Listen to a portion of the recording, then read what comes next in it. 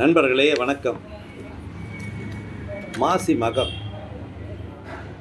மகத்திலே பிறந்தவர்கள் ஜகத்தை ஆளுவார்கள் என்பது நம் பெரியோர்களுடைய வாக்காக உள்ளது. முற்றிலும் உண்மை. அதிலும் மாசி மாதத்திலே வரும் மக நட்சத்திரம், அதற்கென்று ஒரு சிறப்பு உண்டு. பொதுவாக அனைத்து கோயில்களிலும் திருவிழா கோலங்களை நாம் காணலாம்.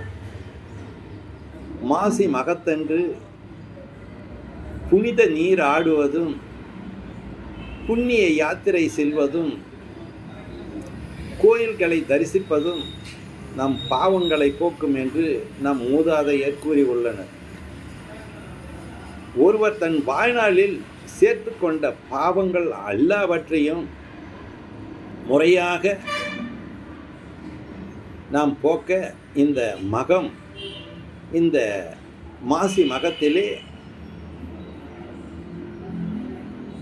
புனித நீராடி நம் பாவங்களை தொலைப்போம்.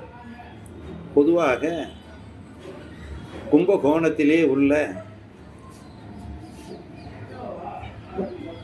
அந்த கோயிலிலே இன்றும் பல லட்சம் பேர் கூடி மாசி மகத்தன்று புனித நீராடுவதை நாம் கண்கொள்ளா காட்சியாக பார்த்து வருகிறோம்.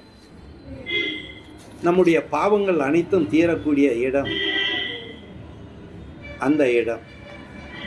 ஆக இந்த மாசி மகத்தன்று நாம் நம்முடைய பாவங்களை குறைத்து புது வாழ்க்கை பெறுவோம். நன்றி, வணக்கம், வாழ்க வளமுடன்.